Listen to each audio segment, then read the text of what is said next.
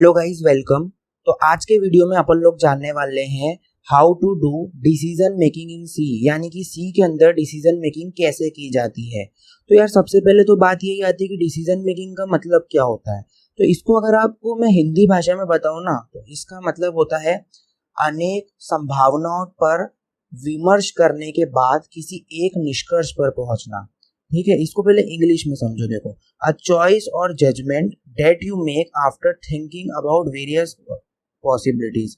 बहुत सारी आपके पास यार कंडीशन है कि मैं यहाँ भी कर सकता हूँ, मैं ये भी कर सकता हूँ, वो भी कर सकता हूँ। उसमें से आपको फिर कोई सबसे बेस्ट अप्रोप्रिएट सॉल्यूशन ढूंढ के उस रास्ते पे चलना होता है। तो वो यार एक डिसीजन मेकिंग होती है। इसको थोड़ा एग्जाम्पल के रूप में आप थोड़ा समझने की कोशिश करो। देखो, मान लो आप अभी अभी 10th पास हुए हो। क्या पास हुए हो? 10th पास हुए हो। तो 10th पास होने के बाद आप 11th में गए। अब 11th में यार आपको सब्जेक्ट चूज करना था। क्या चूज करना पड़ा? सब्जेक्ट। तो अब आपके पास कितने सारे ऑप्शंस हो गए? साइंस हो गया, कॉमर्स हो गया और आर्ट्स हो गया। ठीक है, और भी हो सकते हैं। तो ये जो यार 3 स्ट्रीम होती है। तो अब आपके पास यार यहाँ पे आपको जाके डिसीजन बनाना पड़ा ना कि किसी एक में आपको घुसना पड़ेगा। तो यहाँ पे आपके पास एक बहुत सारे ऑप्शंस खुल गए थे और आपको अप्रोप्रिएट चुनना था जो आपको सबसे सही लगता है। फिर जैसे मान लो यार आपने साइंस चुन लिया। ठीक है, अगर आपने मान लो साइंस भी चुन लिया और आप मान लो आप 12th पास आउट हो गए। ठीक है, 12th पास आउट हो गए तो अब आपके पास फिर से ऑप्शंस खुल गए कि यार आपको इंजीनियरिंग करना है या आपको बीसीए करना है। ठीक है, या कुछ और करना है। ठीक है, कुछ भी हो सकता है। ठीक, इंजीनियरिंग करना है, बीसीए करना है, कुछ और करना है, तो बहुत सारे ऑप्शंस खुल जाते हैं। तो यार ये यहाँ पे भी जाके आप डिसीजन मेकिंग कर रहे हो। तो ऐसे अलग अलग जगह पे हर जगह ही हमको रियल लाइफ में डिसीजन मेकिंग करनी होती है। तो अब जैसे कि और एक एग्जांपल से आपको अभी भी समझ नहीं आया हो, तो देखो, मान लो रेनी सीजन चल रहा है। ठीक है, मान लो ऐसा मान लो कि रेनी सीजन चल रहा है और तुमने खुद के लिए कंडीशन ऐसी रखी है कि तुम कॉलेज जब जाओगे जब जब बारिश जो है वो नहीं आ रही होगी। ठीक है, थोड़ा सा राइटिंग को जरा हिसाब से लगा लेना। तो यार बारिश जब नहीं आ रही होगी तुम कॉलेज जब जाओगे, तुमने ऐसी कंडीशन लगा रखी है। लेकिन अगर बारिश आ रही होगी तो तुम कॉलेज नहीं जाओगे। ठीक है, तो यहाँ पे अगर मगर की कंडीशन हो गई कि अगर बारिश आ रही होगी तो तुम जाओगे, नहीं आ रही होगी तो नहीं जाओगे। यहाँ पे भी तुम क्या कर रहे हो? डिसीजन ही तो बना रहे हो कि जाओगे कि नहीं जाओगे, on the basis of condition कि बारिश आ रही है कि नहीं आ रही है। तो यार ये थी डिसीजन मेकिंग की एग्जांपल्स की भाई अपन रियल लाइफ में हर जगह डिसीजन मेकिंग करते हैं।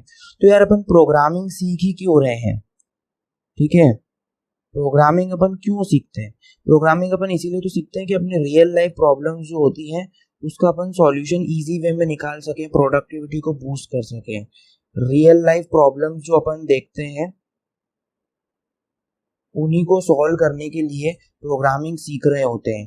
तो यार सवाल अभी भी वही है कि प्रोग्रामिंग के अंदर, सी प्रोग्रामिंग में डिसीजन मेकिंग कैसे करें। मतलब ये सब जो काम अपन कर रहे हैं ना, कंडीशन के अंदर डिसीजन लेने का कि ये हो तो ये करना, ये हो तो ये करना, यार ये सी से कैसे करना है, कंप्यूटर कैसे करेगा इसी चीज को। तो इसको करने के लिए यार इसमें सी प्रोग्रामिंग में 4 क्लॉज होते हैं अलग अलग।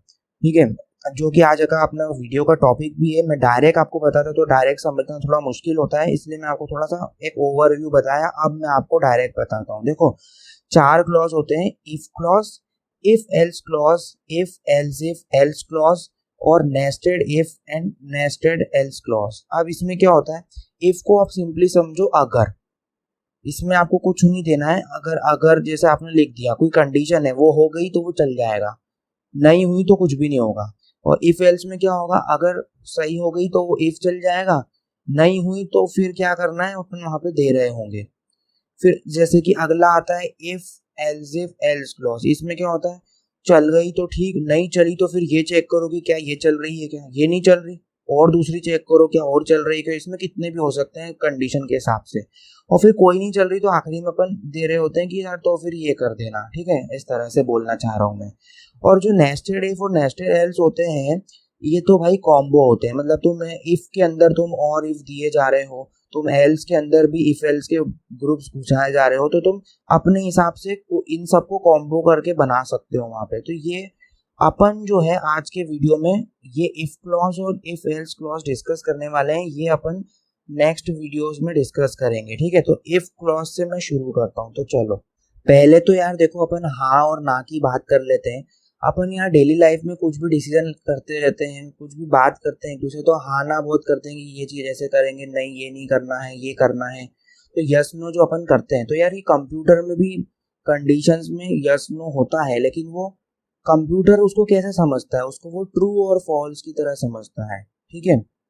0 और 1 की तरह, यानी कि ट्रू और फॉल्स की तरह समझता है। कंप्यूटर के टर्म्स में ट्रू फॉल्स चलता है, ठीक है। अब अपन बात करते हैं सबसे सिंपल वाले सिर्फ इफ क्लॉज की, ठीक है। तो ये जो प्लेन जो इफ क्लॉज होता है, ये सिर्फ तब, इसके अंदर के स्टेटमेंट सिर्फ तब काम करेंगे जब जो कंडीशन आपने दी है स्टार्टिंग में वो ट्रू हो जाती है। मतलब आपने जो इफ के साथ कंडीशन दी है, अगर वो सही हो गई तो वो स्टेटमेंट एग्जीक्यूट कर जाएंगे, अगर वो सही नहीं हुई तो कुछ भी नहीं होने वाला है। फिर वो इफ ब्लॉक के बाद के जो कोड लाइन होगी कोड की, वो चलने लगेगी। इसको थोड़ा समझने के लिए और क्लैरिटी के लिए इसको फ्लो चार्ट की मदद से समझिए। तो यार फ्लो चार्ट भी नहीं पता है आपको, तो मैं आपको बता रहा हूँ बिल्कुल फ्लो चार्ट भी। फ्लो चार्ट क्या होता है ना, आप कोई भी चीज का एल्गोरिथम बनाते हैं, एल्गोरिथम मतलब स्टेप्स, इस चीज को प्रोग्राम बना रहे हैं तो इसके बाद ये करना है, इसके बाद ये करना है। तो ये जो आप स्टेप्स बना रहे हैं, तो इस स्टेप्स को जब आप ग्राफिकली इस तरह से रिप्रेजेंट करते हैं, इसको अपन बोलते हैं फ्लो चार्ट। तो a graphical representation of steps of an algorithm to solve a given problem is known as flow chart. तो अब यार फ्लो चार्ट इफ क्लॉज का कैसा होता है, जरा ये देख लेते हैं। तो यार ये कुछ ऐसा होता है, जैसे मान लो तुम्हारा प्रोग्राम शुरू हुआ और पहला कंडीशन तुमने दी है। अब अगर, इसको थोड़ा ऐसा समझो, ठीक है, इफ को आप अगर शब्द से समझो। तो अगर कंडीशन सही हुई, दो ही चीज हो सकती है, या तो कंडीशन होगी सही या कंडीशन होगी गलत। तो अगर कंडीशन सही हुई तो ये करना, अगर गलत हुई तो कुछ भी नहीं करना है, ठीक है। अगर कंडीशन सही हो गई तो ये चल जाएगा, कंडीशन गलत हुई तो कुछ होगा ही नहीं, उसके वो जो ये होगा ही नहीं, और आगे कंडीशन के बाद की जो लाइन है कोड की वो चलने लग जाएगी, और उसके बाद प्रोग्राम एंड होता हुआ खत्म हो जाएगा एग्जीक्यूशन, ठीक है। तो यही होता है इसका मतलब कि इफ कंडीशन बिकम्स ट्रू तो इफ ब्लॉक गेट एग्जीक्यूटेड। जो इफ की कंडीशन के नीचे का जो तुम कुछ भी लिखोगे ना, जितने भी स्टेटमेंट इफ ब्लॉक के अंदर, वो मतलब इफ के नीचे वो सब कुछ इफ ब्लॉक कहलाता है। जैसे एल्स के नीचे लिख रहे होगे तो एल्स ब्लॉक कहलाएगा। पर यहाँ पे तुमको ध्यान देना है, सिंपल इफ क्लॉज में यहाँ पे एल्स नहीं दिया है। अगर कंडीशन गलत होती है तो तुमने कुछ और स्टेटमेंट चलाने को नहीं दिए, कंडीशन गलत होती है तो कुछ नहीं होगा, उसके बाद की लाइनें चलने लगेगी, ठीक है गाइस। तो ये था फ्लो चार्ट। अब इसका सिंटेक्स, यार ये तो अपन ने बात कर ली कि ऐसे काम करता है। इसको प्रोग्राम में, सी प्रोग्राम में आप कोड के थ्रू कैसे लिखोगे। तो सिंटेक्स कुछ ऐसा है यार इसका, कि सबसे पहले आपको लिखना होता है, जहां पे भी इफ को लगाना है, इफ कीवर्ड ऐसा इफ लिखोगे। इसके बाद आपको पैरेंथेसिस लगाने होते हैं, ये दो, इसको कर्व ब्रैकेट को पैरेंथेसिस बोलते हैं। इसके अंदर आती है कंडीशन या एक्सप्रेशन वैल्यू जो भी कुछ है, और इसमें लिखा हुआ, पैरेंथेसिस में लिखा हुआ जो भी, अगर इसका आंसर ट्रू आता है तो ये कोड का ब्लॉक एग्जीक्यूट होगा। ये जो कर्ली ब्रैकेट्स आएंगे ना, ये आपको लगाना है इसके बाद, और इसके अंदर आप दोगे स्टेटमेंट अलग अलग खूब सारे, जो भी आपको कराना है। अगर ये कंडीशन सही होती है यानी कि ट्रू होती है तो ये चीजें चल जाएगी। लेकिन अगर फॉल्स हो गई तो कुछ नहीं होगा, इसके बाद की, ये कर्ली ब्रैकेट के बाद का जो है वो चलेगा। तो ये जो कर्ली ब्रैकेट के अंदर जो लिख रहे हो ना, ये इफ का ब्लॉक है, इसको इफ ब्लॉक बोलते हैं। तो अब तुम बोलोगे कि यार कंडीशन अपन कैसे देते, तो कंडीशन देने के लिए अपन ऑपरेटर्स का यूज करते हैं, लॉजिकल ऑपरेटर, जैसे कि चेक कराने के लिए। ये कंपैरिजन ऑपरेटर हो गया, not equal to, then greater than, less than, ठीक है, less than equal to, greater than equal to. तो ये सब कंपैरिजन ऑपरेटर्स हैं, ये दोनों साइड की वैल्यू को कंपेयर करते हैं या कंडीशन को चेक करते हैं, वेरिएबल्स की, एक्सप्रेशंस की। अगर, और इसका आंसर कैसा आता है, ट्रू और फॉल्स में आता है, तो इसके थ्रू दे सकते हो।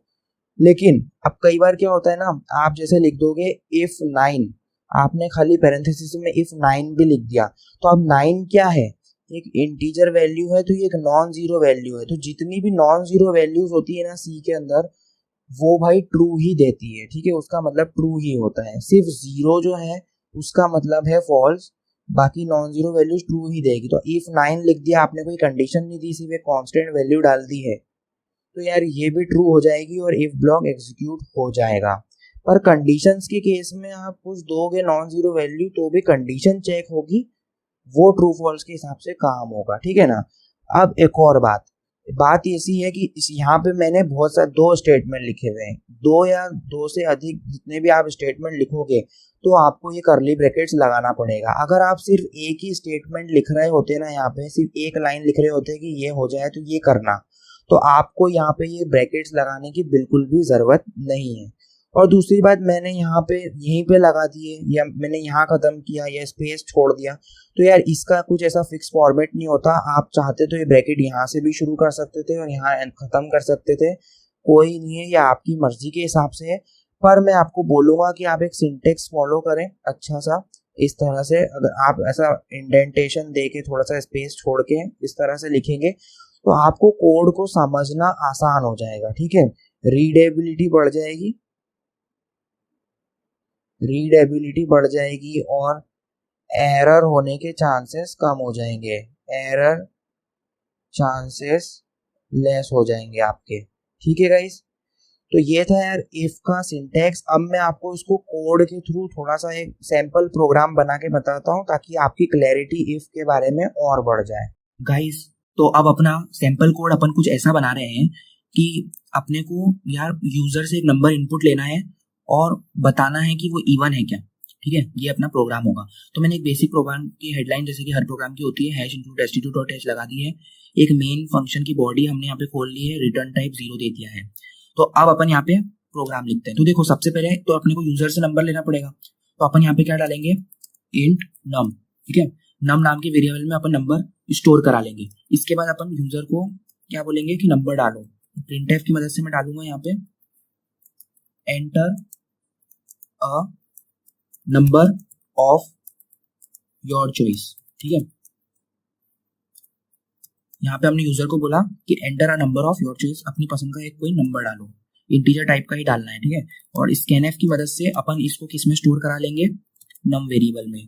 तो %d क्योंकि इंटीजर टाइप का है और कॉमा लगा के ये एम्परसेंड और नम वेरिएबल में यहाँ पे इसकी वैल्यू स्टोर हो जाएगी। तो अपने पास नंबर इनपुट आ गया। अब अपने को करना क्या है, अपने को चेक लगाना है कि क्या नंबर इवन है। तो यहीं पे अपन इफ क्लॉज का यूज करेंगे। तो नंबर इवन कब होता है, देखो आपने मॉड्यूलस ऑपरेटर पढ़ा होगा। जब मॉड्यूलस ऑपरेटर क्या करता है, एक नंबर को दूसरे नंबर से डिवाइड करता है और जो रिमाइंडर आता है वो देता है। तो अगर 2 से आप किसी भी नंबर को डिवाइड करते हो और रिमाइंडर 0 आता है तो उसका मतलब ही तो होता है ना कि इवन नंबर होगा।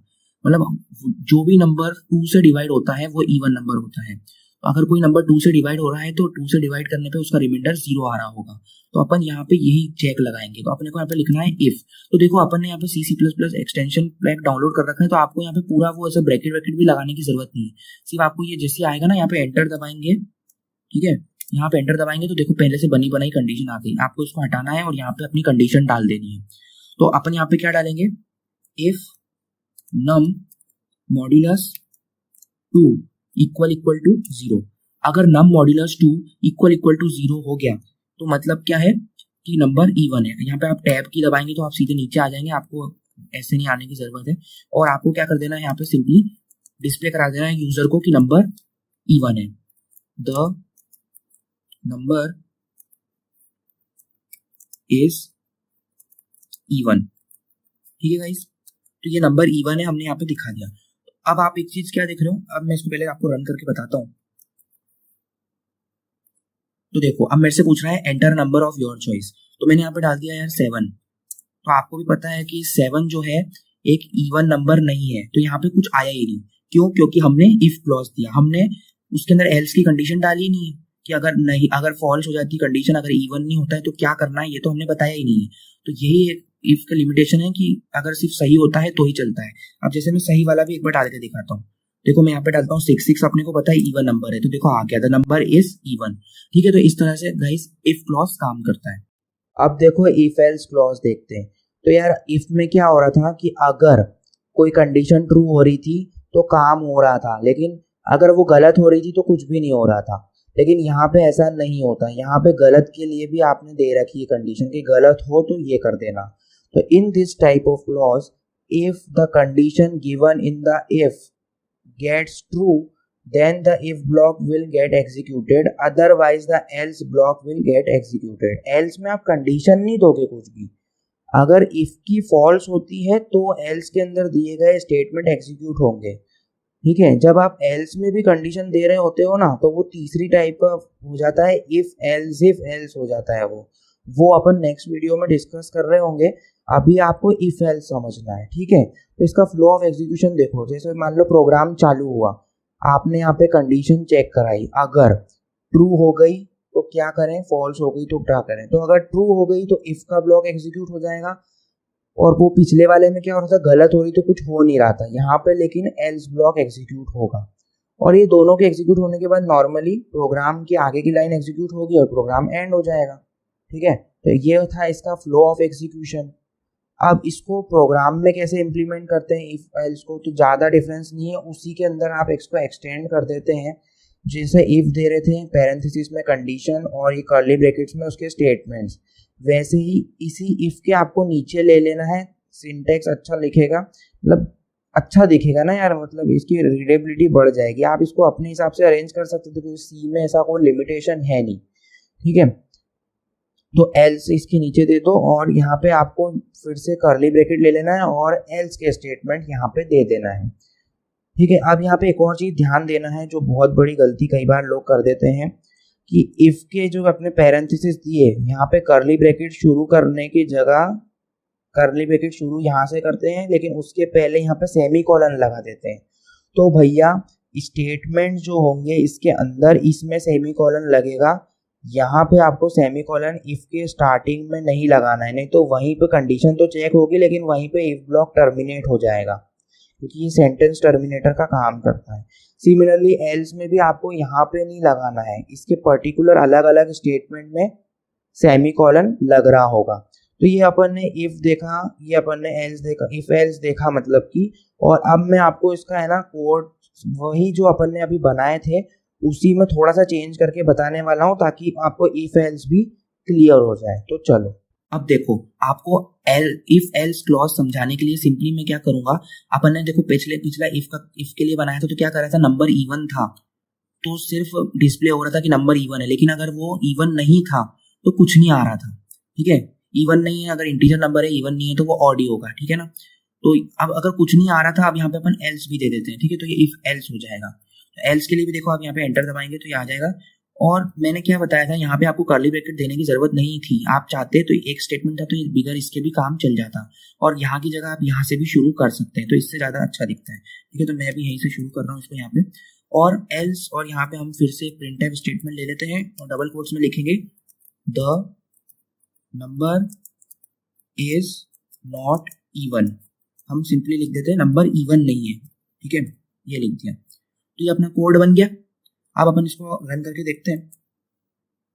तो देखो, अब मेरे से पूछ रहा है enter a number of your choice, तो मैं यहाँ पे डाल देता हूँ 4। तो देखो ये तो इवन था, अब मैं ऑड भी डाल के दिखाता हूँ आपको। पहले अपन ने 7 डाला था ना, तो देखो यहाँ पे कुछ आउटपुट नहीं आया था, लेकिन अब अपन 7 डालेंगे तो देखो अब बता रहा है the number is not even, यानी कि दोनों कंडीशन के लिए अब इसके पास, इसको पता है कि क्या डिसीजन करना है।